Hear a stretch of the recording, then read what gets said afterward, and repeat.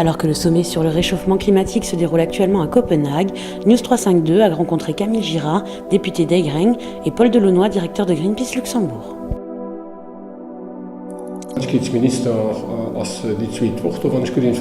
Le ministre du Développement durable y sera la deuxième semaine, si je suis bien informée.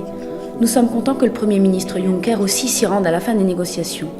Il y a aussi d'autres personnes. La Chambre des députés est représentée par une délégation de 5 personnes dont je fais partie. Mais il y a aussi des ONG. Moi, par exemple, je représente encore l'Alliance internationale pour le climat à Copenhague.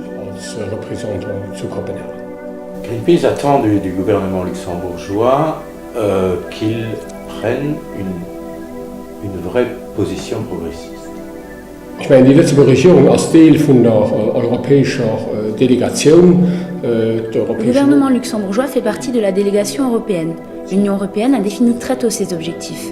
On attend du gouvernement luxembourgeois qu'il nous aide d'abord à faire en sorte que les positions européennes aient une chance de s'imposer. On espère aussi que le message du gouvernement sera clair.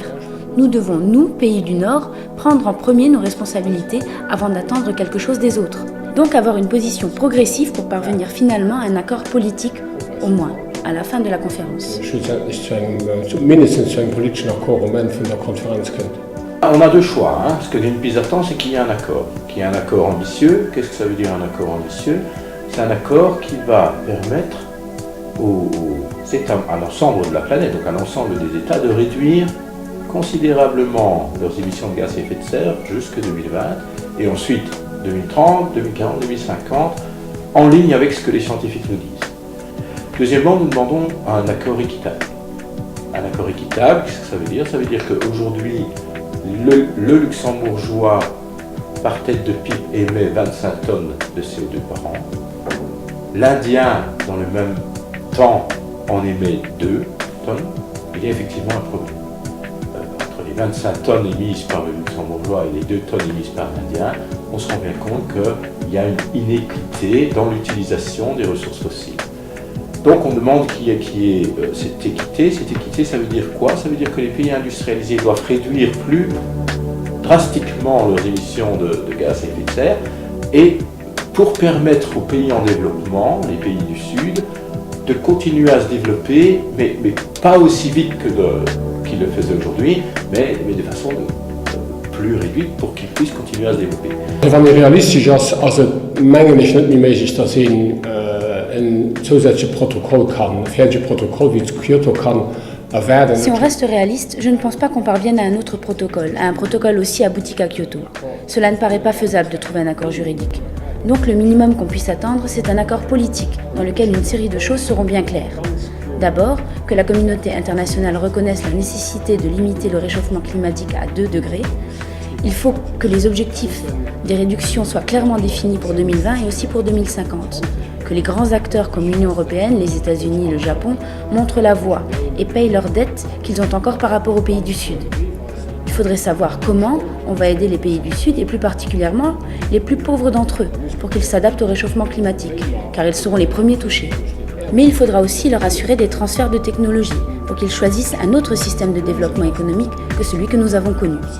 Mais aber auch einen Technologietransfer assurer, dass sie auch einen anderen Weg, eine andere ökonomische Entwicklung wollen, wie wir sie geholt haben. Le Luxembourg doit être le 3e ou le 4e pays au monde en termes d'émissions de gaz à effet de serre par habitant. Donc, c'est-à-dire on est sur le podium des plus grands pollueurs de la planète.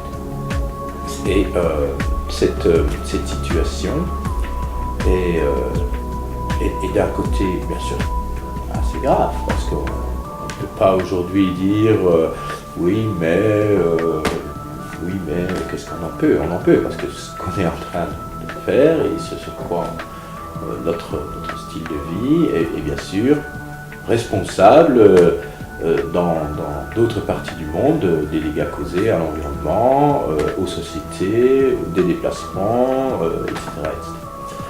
Et donc, ce que nous on demande, et on demande depuis très longtemps, que l'État prenne ses responsabilités et arrête de chercher des excuses, que l'État, et quand je dis l'État, c'est pas simplement le gouvernement, je parle en fait de l'ensemble de la société, y compris la responsabilité politique, mais y compris les citoyens, y compris les industries, le monde industriel et économique, doit prendre ses responsabilités en disant qu'il n'est pas sérieux, il n'est pas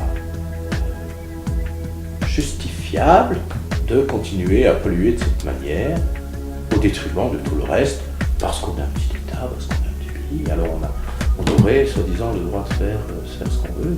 Ich meine, die wichtigste Bereich ist Mobilität. Da steht man ganz, ganz schlecht. Wir fahren zu viel mit dem Auto, wir fahren noch zu viel Deckauto. Le pari le plus important, c'est la mobilité. Là, on est très très mauvais. On utilise trop la voiture, des voitures souvent trop grosses. On peut changer beaucoup de choses. Si l'on prend davantage les transports en commun, on fait quelque chose pour le climat. On est moins stressé, on rencontre du monde. C'est plus relax, c'est plus confortable. J'encourage les gens à essayer de prendre plus le train ou le bus. Ils remarqueront qu'ils ne font pas seulement quelque chose pour le climat, mais aussi pour eux. Parce qu'on est moins stressé, qu'on rencontre plus de gens avec qui on peut discuter, qu'on fait davantage partie de l'humanité que si l'on était seul dans sa voiture et pris dans les bouchons. Même si beaucoup disent qu'ils peuvent écouter de la musique, c'est aussi possible dans les transports en commun. Oder Musik, mais am öffentlichen Transport die ganz andere, auch menschliche Qualitäten, die ganz oft unterschätzt.